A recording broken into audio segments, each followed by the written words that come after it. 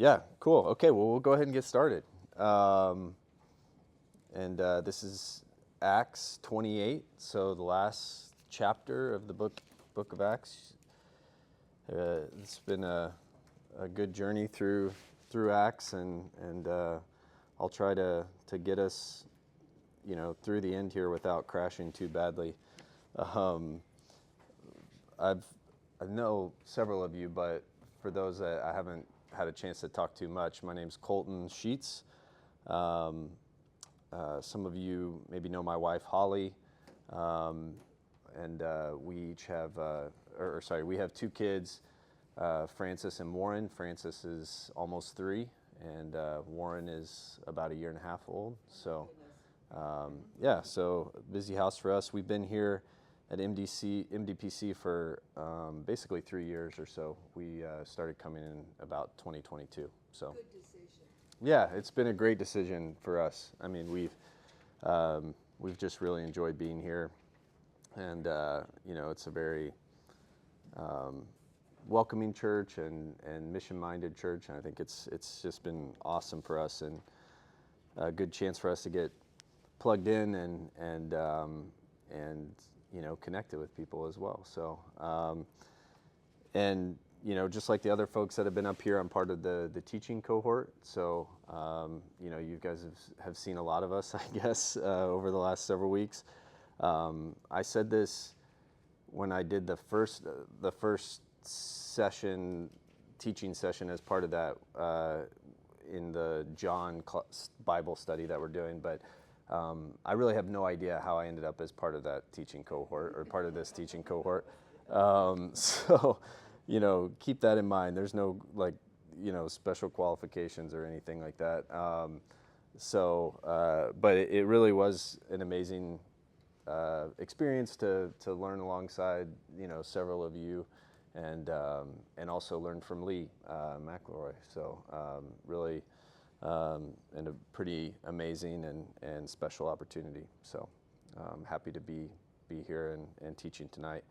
There's a handout on that I think most of you have. There's not much on there, just the different sections that I broke this passage into. I broke it into 3 sections that you can see there, and I gave them titles that kind of, I think, hopefully represent a little bit of the content in the various sections. It's blank for note taking, but of course I realized that's the presumption is that you would take notes. So you may not want to take any notes, but anyway, it's there in case you do. I'll go ahead and open us with a quick prayer. Lord, thank you for this time together this evening. I ask that you bless this time, bless our hearing of your word. I ask that we would hear what each of us needs to hear, and that we would learn from it and be able to apply it to our lives.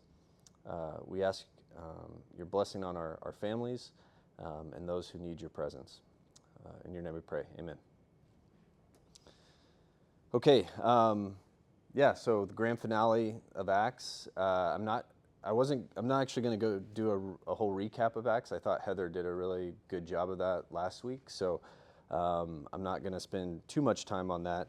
I will just hit a couple points from chapter 27 just as a refresher and to kind of orient us as we jump into chapter 28.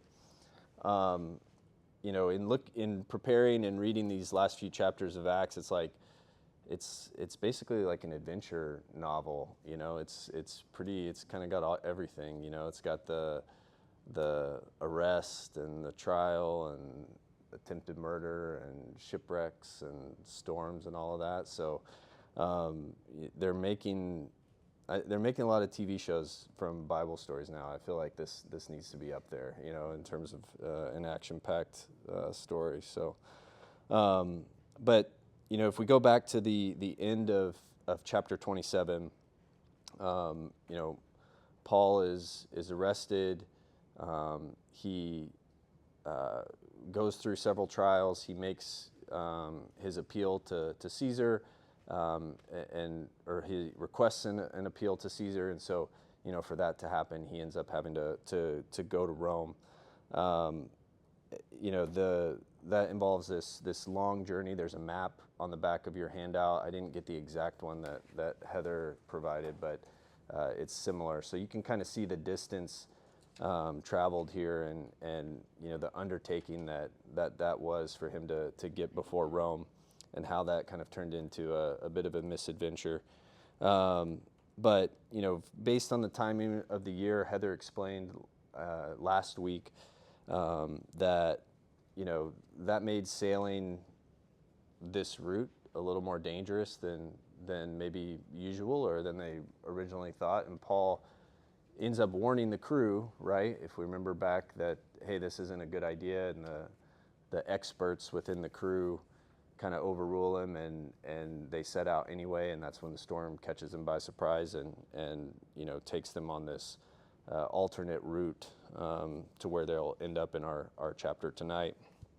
So they end up shipwrecked at the end of chapter 27, but we at least get to learn at the end of chapter 27 that everybody survives. So not a huge catastrophe or loss of life. So that was good. And Paul actually promised that to the crew, right? When he was explaining to them that, hey, everything's going to end up being okay. You guys are all going to make it. But that doesn't mean it's not going to be easy. Or that doesn't mean that it's going to be easy. So I wrote down a few things from Heather's lesson that I think are worth keeping in mind as we go through tonight's chapter. And the notes that I had that I thought were really great points that she made were, what experts do we often find ourselves listening to? That was kind of one of the questions that was raised there. Is Paul's got this, vision from God, or knowledge of God's will, but he gets overruled by the ship's owner and the captain, basically the captain of the ship. So obviously, ultimately, Paul ends up being proven right. So where does that kind of put us in our own lives in terms of the experts that we weigh and allow to guide our lives? The second one that I put down that I thought was a really great point was, just because we're called to something doesn't mean there won't be trials and tribulations, right? Paul he gets the call to Rome. He knows that God is telling him, hey, you're going to end up in Rome. But it doesn't prevent him through going through some pretty harrowing stuff on the way, right? But God is always present with him through that. So I think that was a really great point from last week. And then thirdly, shipwrecks are often what it takes to bring us closer to God. We talked about that last week, in that sometimes you're trying to minister to people and maybe they're just not in the point of their life when they need to have God's presence. But sometimes a shipwreck forces us to get closer to God, or to seek his presence.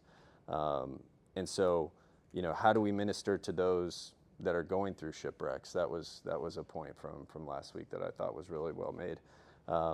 And then also similarly, how do we minister to people who aren't going through shipwrecks, right? Like, just because maybe they're not in that position in their life.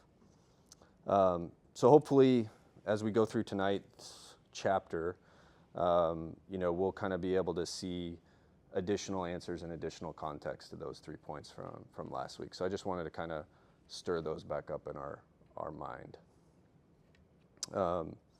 Okay, so let's start looking at chapter 28. So my Bible basically breaks it up into 3 sections, and I didn't really see a better way to break it up, so I left it at that. I kind of retitled the sections. So section 1, which is verses 1 through 10, I put "Welcome to Malta, here's your viper."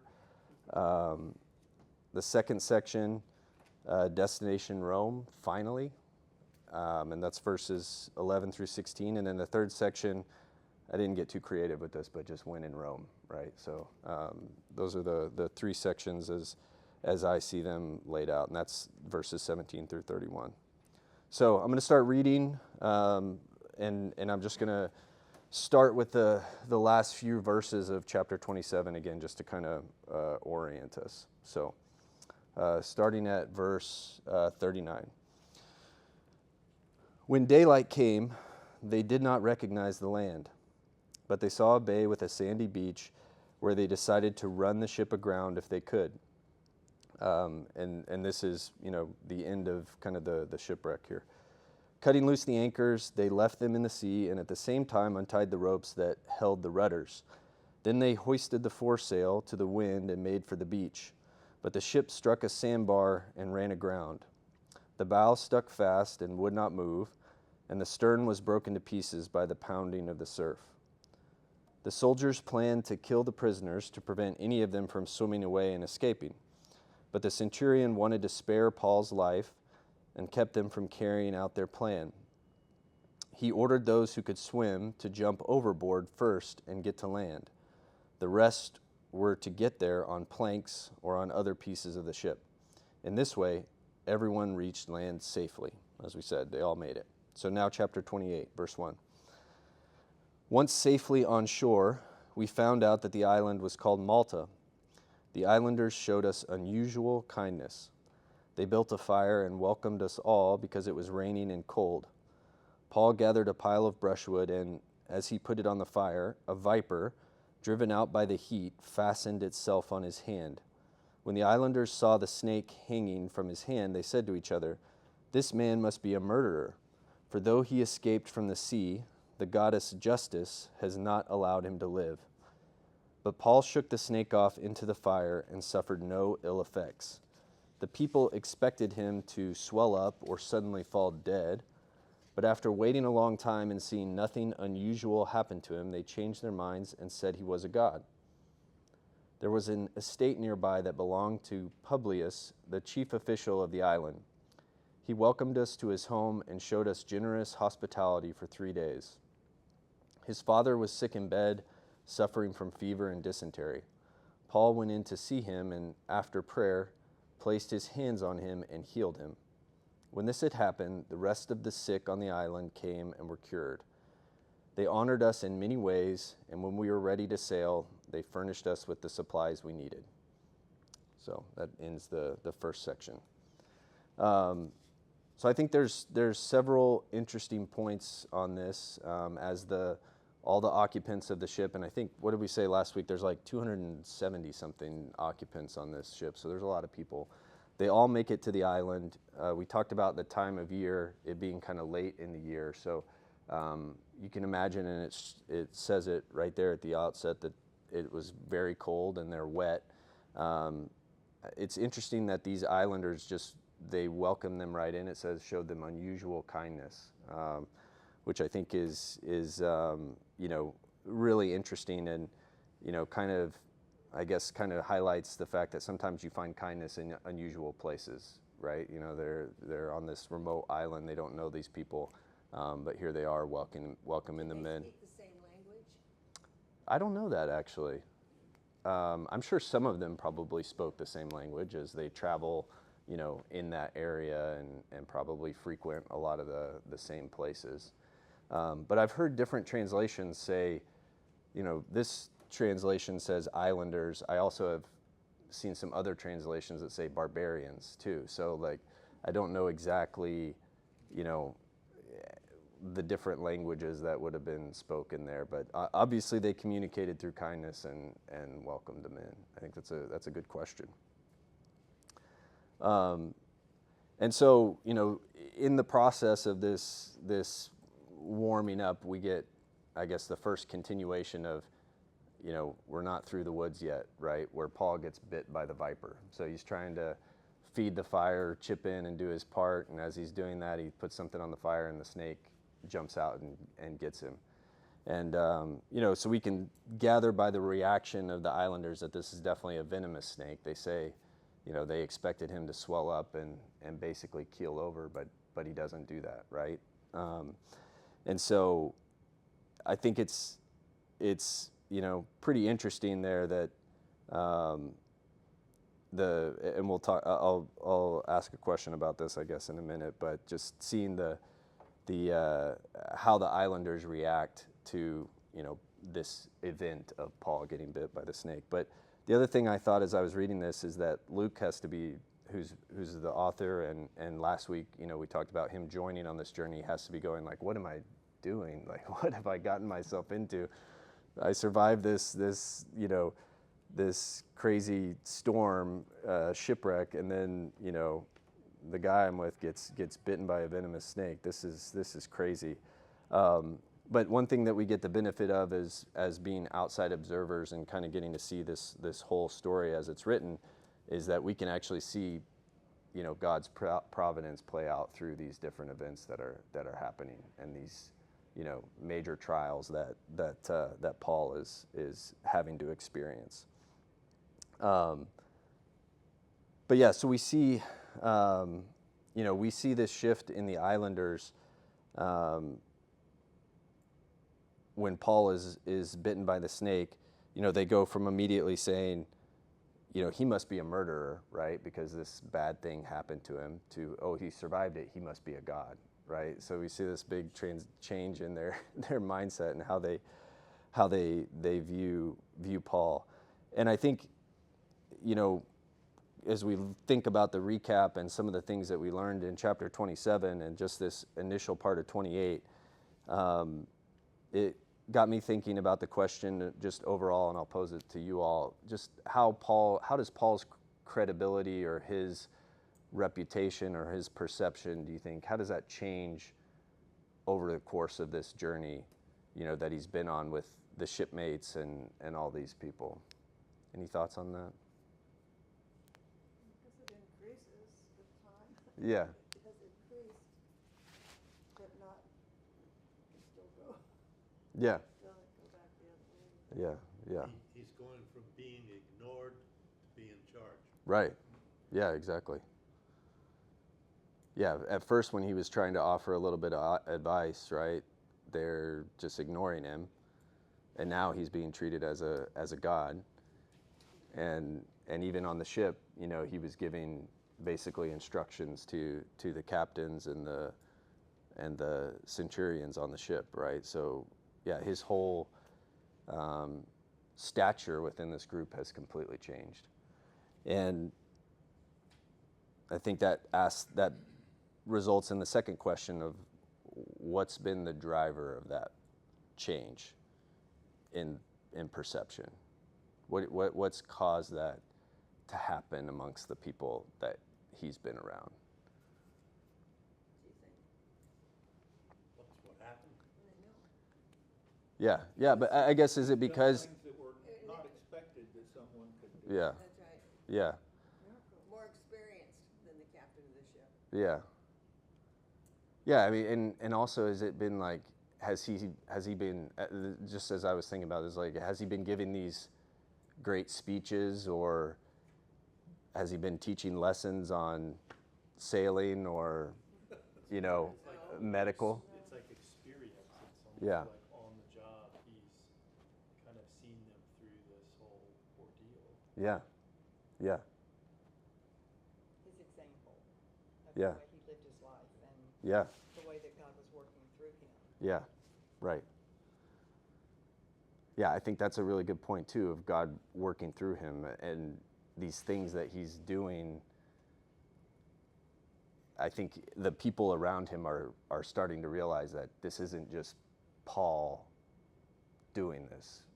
You know, I don't think he's, you know, he's not this master sailor who is coming out and all of a sudden knows, you know, how to handle a storm and strategy. He's coming out and saying, God, you know, an angel of the Lord came to me and said, we're getting to Rome, you know, and so people are starting to recognize that as these kind of events stack up, oh, I think there's more to Paul, you know, than just his own expertise or lack of expertise, right? Then the snake happens too. And that's not, his healing is not because he's, you know, a great physician or a great, you know, or that Luke is a great physician. It's really because God is with Paul and doesn't allow him to die, right? At least that's kind of my interpretation of the events there, or one thing that I was thinking about. And so I was going to ask a question too, and you know, hopefully we can share something. But has anybody ever seen anything like that play out in their life? Maybe somebody that you know, kind of had this, maybe not an arc quite to the extent that Paul showcases here, but have you seen that play out, you know, in some other avenue? I'm just curious. Not Well, I have. okay. Yeah. My daughter is a sudden cardiac arrest survivor, Oh wow. and so she died and was brought back to life, which is a true miracle because only 10% of the people who have sudden cardiac arrest survive. Wow. And so she's one of those. But at that time, they were going to have to amputate her leg because a blood clot had lodged in her leg, and they were taking her into the operating room, and my son-in-law laid our hands on her legs and said, "Lord Jesus, heal this leg." They wheeled her off to amputate the leg and came back about 30 minutes later, and they said, "We don't know what happened, but the blood clot dissipated and we didn't have to do that." Wow. So, Wow. two miracles right there in one day. Yeah. Wow. No kidding. That's amazing. Wow. Any other thoughts or examples of somebody maybe following that path, or, you know, healed, or maybe gaining credibility, or, you know, anything? I don't have a great example that comes to mind, so I was just curious. I have a friend who goes to church here, but has just a really powerful testimony of just lots of ups and downs in his life, and he has started a men's organization, or started it maybe like 12 or so years ago. But he has a really powerful testimony of just essentially trusting God. Yeah. And through really difficult circumstances, and kind of being in it for the long haul, basically, and coming out, you know, seeing his faith rewarded, and him today being a very powerful example of what that looks like. Yeah. Awesome. That's really good. Yeah. Great. Thank you for sharing both of those. I appreciate that. Okay, so a second kind of comment, I guess, on this section that I thought is interesting is, and we talked a little bit about this, is just the sense of justice that almost kind of mirrors like a karma from the islanders of Paul. You know, he must have done something really bad to get this thing to happen to him, right? The viper biting him, or the poisonous snake biting him. And based on, you know, I guess what we know about Paul's history is they're not that far off from thinking that, right? Like, he's done some pretty bad things by his own admission. But I think it's interesting that we can see through this chapter, and also just through the book of Acts, is that that's not really how God's justice works necessarily, right? Like, I mean, by their account, Paul has done these bad things in his past, or anybody else has done these bad things in their past. You deserve to be bitten by the snake and die. But, you know, God obviously set Paul aside for more than that, and saw past, you know, the transgressions and things to turn him into, you know, what he becomes, the Apostle Paul, right? So I just think that was pretty interesting. And you know, sometimes I think, and I don't know about you all, but I can carry that same mindset myself as the islanders, right? Of thinking, okay, that person, something bad things happen to bad people, and good things happen to good people, you know. And I think clearly that's not the case, and not how God works, and not the case here. Any thoughts on that? The kind of the karma side of this, or you know, if that plays out, if that, you know, anybody thinks along those same lines? I see what you're saying. Yeah. Cool. Great. So we'll finish up this first section here. With you know, how Paul, you know, heals. So they treat him like a god, and they basically as a result, take him to the head chief of the island, right? So he's kind of wined and dined by this Publius character, who it also says shows generous hospitality for 3 days. But we find out that this chief official's father is sick. He's really in bad shape, and Paul goes in and lays his hands on him and heals him, and demonstrates his power to do that. And once word gets out there,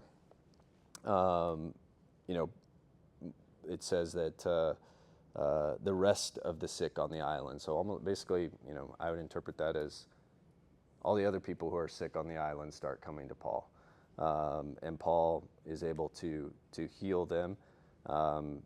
It just says basically that they were cured. So there's not really anything ambiguous about that, right? It just says the sick came and they were cured. So I think that's really interesting. It made me think of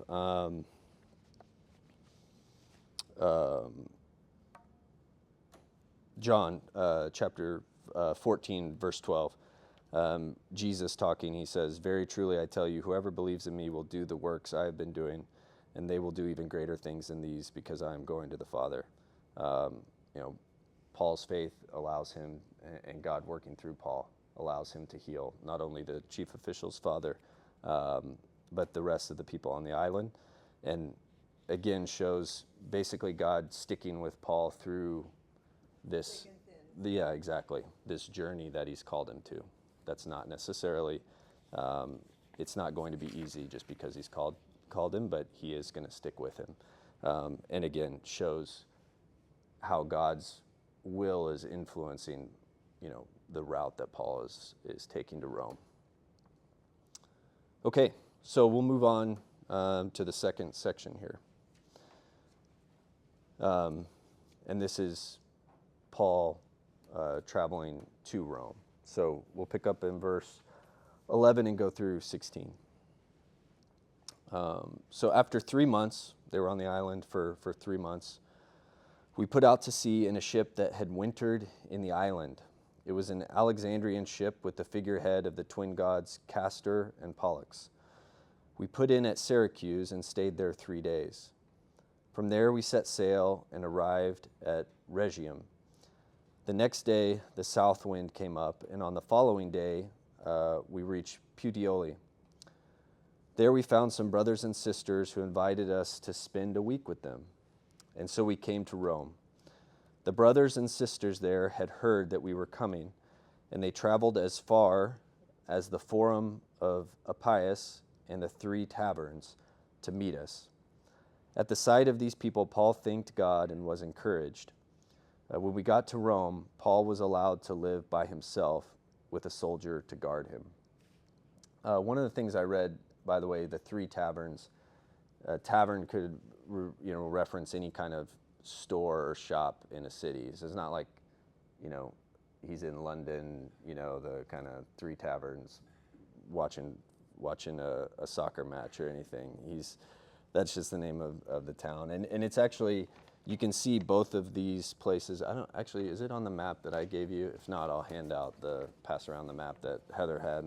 Maybe it was better.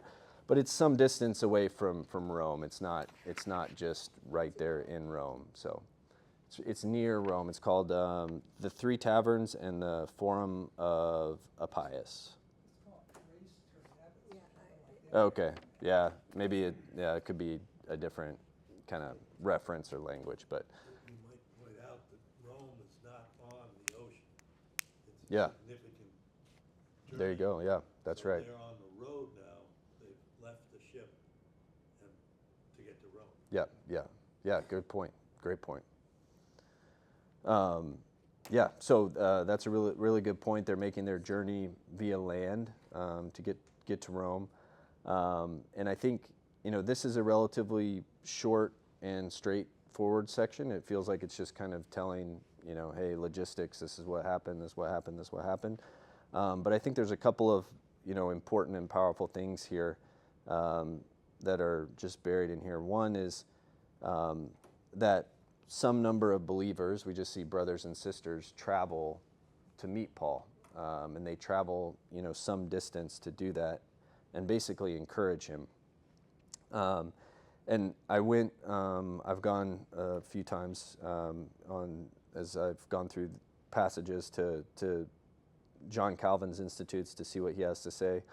And I think he had a good comment about this, and I did update this into a more modern language than what Calvin spoke in. But I think he had a couple good things to say about this section. And I'll just quote the modern version of Calvin right here. God encouraged Paul when the believers came out to meet him, helping him to continue his work of defending the gospel with joy. Their eagerness and faithful concern is shown in the way they looked for Paul and went to greet him. At that time, openly identifying as a Christian was not only unpopular, it could cost them their lives. And it wasn't only a few individuals taking a private risk. Any hostility directed at Paul affected the whole church. Yet nothing mattered more to them than fulfilling their duty. To neglect Paul would have been lazy and ungrateful. It would have been a harsh and shameful thing to ignore such a great apostle of Jesus Christ, especially since he was laboring for the salvation of all. And I think one of the key messages for me is, they were able to provide strength to him when he was in kind of a vulnerable state. And, it comes right out and says that they really encouraged him and were able to sustain him for the additional work that he was going to be doing in Rome. And so, again, it got me thinking about a question, which is, how can we model that same behavior today, I guess? Are there opportunities for us to do that? Anybody, anything come to mind or examples? One example I thought of was just our Sunday that we have with our mission partners here that come to MDPC, that come from all over Houston. Some come, I think, from, across the country and maybe even some from out of the country. But if you think about the work that they're doing outside, in the world and how challenging and difficult that must be, it's important for them to be able to draw encouragement from us, similar to the way Paul drew encouragement from these folks that traveled to meet them. And, just in feeling a little bit self-convicted of like, okay, I'm there for 50 minutes in a church service, right, while they're there. But I think there's even a lunch afterwards, and they have tables that showcase kind of what their missions are and things like that. And, I don't know that I've ever stopped to really have a conversation with them or really thank them for what they do or anything like that. But, even, the greatest of, the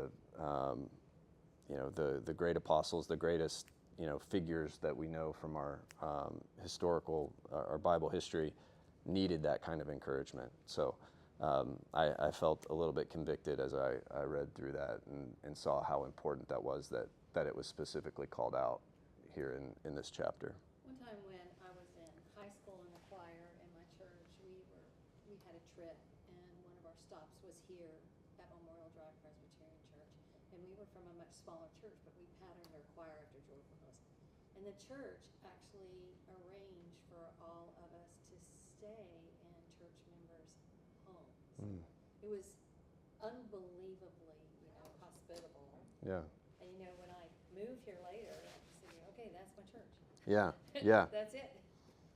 Yeah. It's interesting how that plays out in your life. Yeah, definitely. And then like the son of that family I saw in college. It's just interesting how Yeah. an act of hospitality does that. Remember there used to be also, we were associated and helped out at our church with the Pan American Presbyterian School or something. And so Wynton and I hosted some of them at our house. Mm. It's just, we don't do it as much today. Yeah. And it is generous and personal, and it does have an impact on people to encourage them and host them. Yeah. Yeah. During Katrina, how many years ago was that? 20-something years ago.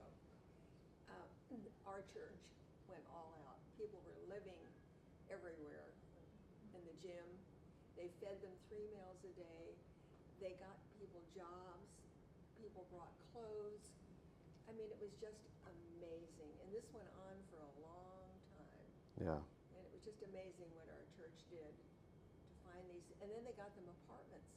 And they even put in the apartments chairs and tables and beds. And Yeah, furnished them. so Yeah. they furnished the apartments. And that's what our church did. Yeah. It was just absolutely wonderful. Yeah. Awesome. That's really great. An awesome church. Yeah. Yeah. Excellent. Yeah. That's great. Yeah, I think you know, it's one of those things that's easy to say, but probably hard to model and hard to actually do. To your point, not something we do as much anymore. But anyway, I think one of the things that struck me in that short section. Okay, so we'll try to wrap it up here, getting to the last section. And after Paul actually makes it to Rome. So as we saw in the last section, when we got to Rome, Paul was allowed to live by himself with a soldier to guard him. So picking up in verse 17. 3 days later, after he had gotten to Rome, he called together the local Jewish leaders. And when they had assembled, Paul said to them, "My brothers, although I have done nothing against our people or against the customs of our ancestors, I was arrested in Jerusalem and handed over to the Romans. They examined me and wanted to release me, because I was not guilty of any crime deserving death. The Jews objected, so I was compelled to make an appeal to Caesar.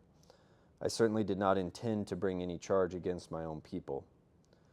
For this reason, I have asked to see you and talk with you. It is because of the hope of Israel that I am bound with this chain." And they replied, "We have not received any letters from Judea concerning you, and none of our people who have come from there has reported or said anything bad about you. But we want to hear what your views are, for we know that people everywhere are talking against this sect." They arranged to meet Paul on a certain day and came in even larger numbers to the place where he was staying. He witnessed to them from morning till evening, explaining about the kingdom of God. And from the law of Moses and from the prophets, he tried to persuade them about Jesus. Some were convinced by what he said, but others would not believe. They disagreed amongst themselves and began to leave after Paul had made this final statement. "The Holy Spirit spoke the truth to your ancestors when he said through Isaiah the prophet, 'Go to this people and say, you will be ever hearing but never understanding. You will be ever seeing but never perceiving. For this people's heart has become calloused. They hardly hear with their ears, and they have closed their eyes. Otherwise they might see with their eyes, hear with their ears, and understand with their hearts, and in turn I would heal them. Therefore, I want you to know that God's salvation has been sent to the Gentiles, and they will listen.' For 2 whole years, Paul stayed there in his own rented house and welcomed all who came to see him. He proclaimed the kingdom of God and taught about the Lord Jesus Christ with all boldness and without hindrance." And that's the end of Acts. Ending on a pretty positive, uplifting note here, that even though Paul is imprisoned, he's going to continue proclaiming the kingdom of God with all boldness and without hindrance.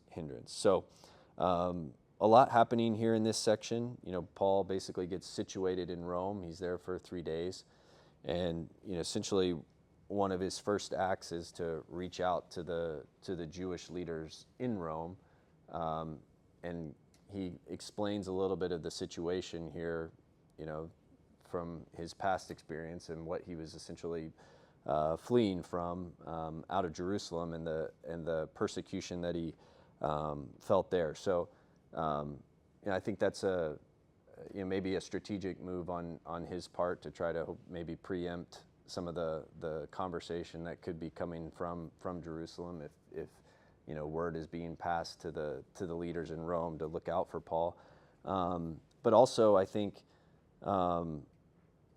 maybe a different approach than I would have taken. I maybe would have just hidden away from the people that I was just in conflict with, right? So he kind of addresses it head on, reaches out to them, and goes about doing it in I'd say with some humility or graciousness, and he's not coming at it with a ton of hostility. He's not backing away from his position, right? And he's going to continue proclaiming to them. But, he's going to give them the same opportunity, essentially, that he's given all the others that he's been preaching the gospel to. So he welcomes them in, he explains the situation, and then he basically sits down for a day of teaching with them, which, I think as a modern day Christian, I think we all would have probably relished the opportunity to spend a day being taught by Paul, right? I mean, Paul is just often lauded for his ability to write and communicate and structure arguments. I can only imagine what that would have been like. But I think it's really interesting that one of the takeaways there is that, basically some believed and some didn't, and I think it's interesting to be envious of that situation and think, probably, man, how could anybody who within Paul's presence walked away from that going, yeah, I'm probably not believing.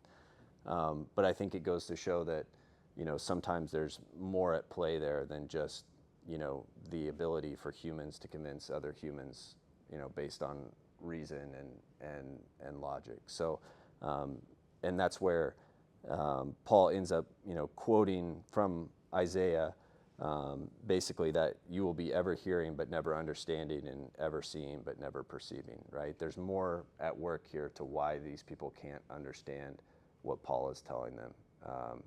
And maybe the time's not right for some of these people. Maybe some never come to believe, but maybe some do at a different time as they maybe experience a shipwreck or some other trial that changes that. But the issue is not the quality of the person making the argument. The issue is not the information that's being presented. It's their openness and the posture of their heart to be able to receive that.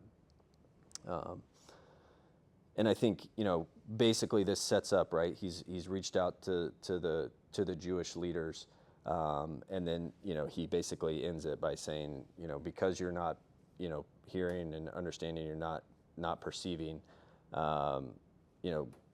therefore God's salvation has been sent to the Gentiles, and they will listen. So he's going to expand, the audience here, and basically, extend his message out to the Gentiles and eventually, right, the rest of the world through his letters. And so we see that through his day of teaching, and then essentially, as he continues to preach and teach and write for the rest of the 2 years that he's in Rome. And he continues to do that even while he's under guard and under arrest. So, Did the guard stick with him for those 2 years? Yeah, so, I mean, obviously I don't know if it was the same guard, but some of the things I read was that actually the guard would maybe be chained to Paul, to prevent him from getting away. I don't know if that's, necessarily always the case here, but certainly under close guard and not able to do whatever he wants. Now, like if you think back to some of the events that have happened along the journey, Paul has been able to convince, whoever who's watching him to allow him to go, spend some time with people along the way. So, maybe over the course of those 2 years, he's able to get out and do some things. But yeah, it's definitely, the implication is that pretty strong security. So, in thinking about the work that Paul continues to do, so it's during this time that he's essentially credited with writing Ephesians, Colossians, Philippians, and Philemon. So the books in the New Testament that, or the letters that eventually become books in the New Testament. So he's obviously hard at work, even though he's under guard. But a couple of things that I think are important to note in chapter 28 in terms of kind of fulfilling or coming around full circle on some things that have been said earlier in Acts. So, and looking back at chapter 28 as a whole, and Acts as a whole. So if we go all the way back to Acts 1, chapter 8, basically the last words of Jesus to the apostles is captured in verse 7. He said to them, "It is not for you to know the times or dates the Father has set by his own authority, but you will receive power when the Holy Spirit comes on you, and you will be my witnesses in Jerusalem and in all Judea and Samaria and to the ends of the earth." So you can see Paul basically starting to basically fulfill what Jesus set out in his last message to the apostles. And so that's him making this journey to Rome, and you can, imagine that, that's part of the angel coming to Paul in the ship and saying, "Hey, you are going to make it to Rome, right? You're basically going to fulfill this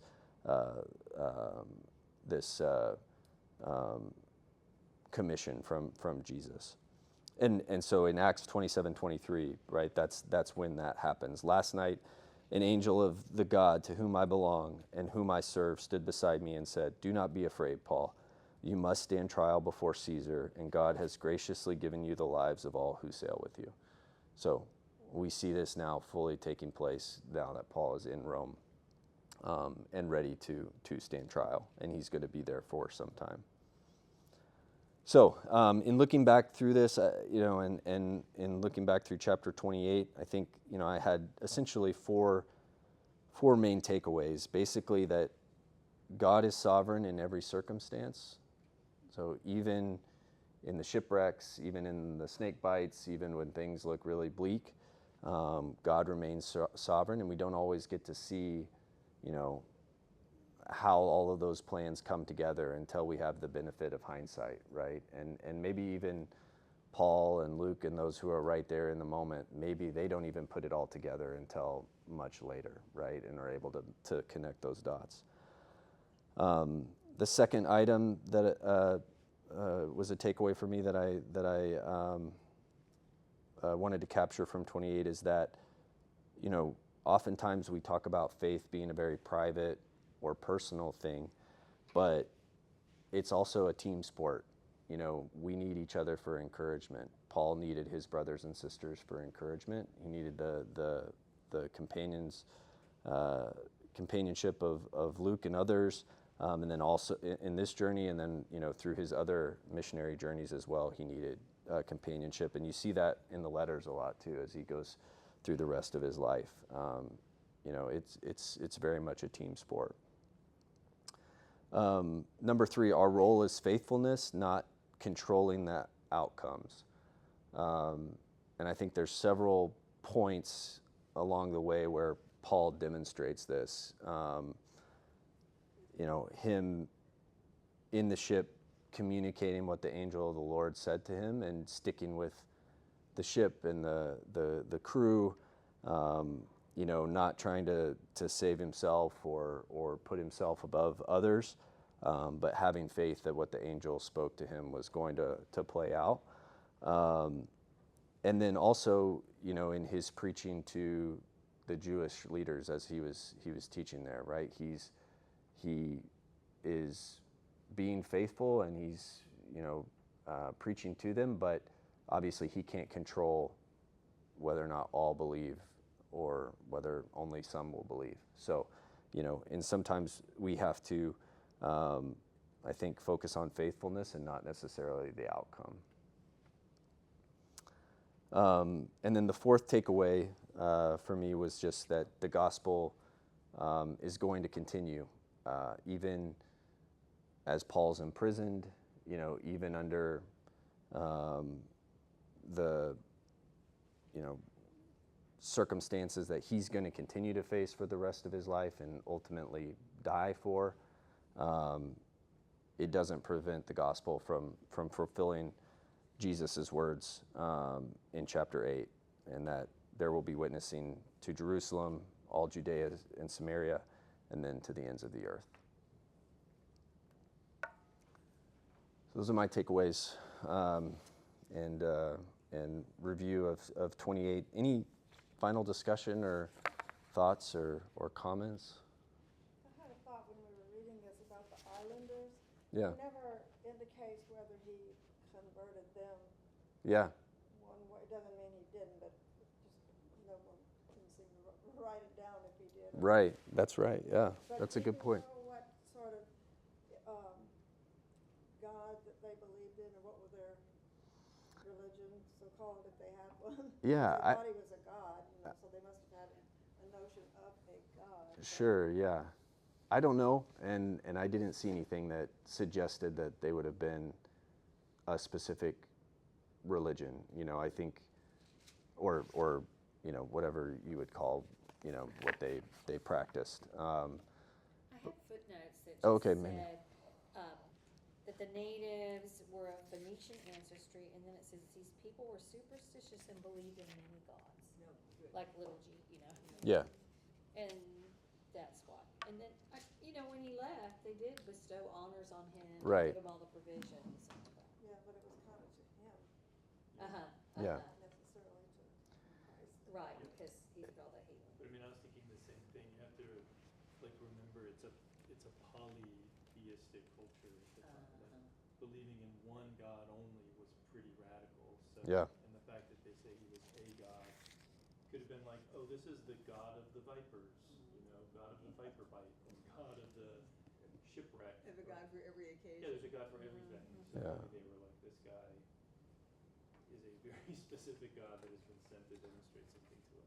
Yeah, he even calls that out. That's a great point. Even the ship, you know, the comment is made that there were twin figureheads to the two gods, you know, Castor and Pollux on the ship. So, you know, and that it says, I think it was an Alexandrian ship. So, you know, maybe, you know, the islanders maybe weren't even worshiping those gods. But yeah, great point. And then, oh, go ahead. Well, so like, but God used them anyway in their encouragement to Mm. follow the gospel, Yeah. even though, so he can That's use right. Yeah. non-Christian, anyone. Yeah. Yeah, that's a really good point. Do we know from the Bible what happened to Paul? That's what I don't was think wondering. so it doesn't explicitly say. So Acts ends, and it's not in any other book? So I think basically, you know, he's imprisoned again, and it doesn't. The story, to my knowledge, of his death isn't explicitly stated within the Bible. I believe it's in. Is it 2 Timothy, or he basically says, I'm being poured out like wine, essentially, like I'm nearing death. And I think the understanding is that he's imprisoned and you know, near death, and eventually, I mean, I think some historical references say that he's ultimately executed. What's pretty typical of the rest of Acts, we're left with a cliffhanger. Yeah, yeah, Because it seems like there would be a chapter 29 after this to say, and then he went before and right. was convicted and blah, blah, blah, blah. Did he ever go before Caesar? I actually don't know. I think I don't know, Because he actually. was there for 2 years, maybe. Yeah, I actually don't know. I think Well, he's, God told him he was going to be in front of Caesar, so he went in front of Caesar. yeah, Yeah. yeah. And then also, you know, I think it could have also been a representative of Caesar too, back in those days. I don't know that just because you appeal to Caesar, you always sit in front of Caesar himself. So, you know, there could have been another process. But I believe, you know, I think he's released following these 2 years and is allowed to make another missionary journey, I believe. Yeah. Unless somebody else. It was to Spain, I think. Yeah. I think we've pieced together from Yeah. his letters that he took, that he didn't, I mean, this is not, he didn't stay in Rome, but he made other missionary journeys. But I don't know if it's recorded in his actual death. I don't know. I don't think it is. Yeah. I think it's more put together Yeah. from other historical documents. Yeah. I bet AI could tell us. I was gonna say, I'm sure it's I'm sure, yeah. Yes, Siri. Yeah. In my little footnote, Don also says that the book's not really, Acts is not really about the life of Paul, but just the spread of the gospel. So that was the whole. In terms of his, what happens, the rest of his biography. So my Bible does not have verse 29, but there's Yeah. some note that just says, because that's right after he says, let it be known to you then that this is the salvation of God that has been, that, let's see, has been sent to the Gentiles and they will listen. Yeah. So on mine, it just goes to verse 30 after that. Yeah, And in a me verse, too. I mean, tiny notes, it says, other ancient authorities Yeah. add verse 29, and when he had said these words, the Jews departed, arguing vigorously among themselves. Yeah. So they didn't like that he said that. Yeah. So really a lot of drama. Yeah. Yeah. I think it should be like a Netflix special. I think so. Yeah. Yes. Acts, the life of Paul. Yeah. I think so. I was thinking too what you said, Colton, about like how it says some people believed him, some didn't, some were convinced, some others weren't. But they also said before that, they said to him, "We have not received any letters from Judea concerning you." Right. It's almost like they were like, "We don't really know who you are. Yeah. I mean, Oh, you're yeah. just like We don't some know you're from." guy. Yeah. You showed up here. He must have been, you figure he must have been a captivating speaker because people stayed for a day to listen to him. But at the end of the day, they're like, I mean, maybe not, right? They didn't know he was Paul the Apostle. He was this Yeah. guy that showed up in a pretty unimpressive way, right? So maybe they were just skeptical of it. I think, and I think that's a really good point. I think something that is easy to forget looking at across a lot of stories of the Bible is the stature that we put on people, from our perspective of having this whole story in front of us, and not maybe that was carried with them in the moment, Yeah. and maybe explains some of the reactions that we see in the Bible and how people responded. I think that's a really good point. And, we always talk about him being a great writer. Maybe, as a speaker, I don't know. So, yeah.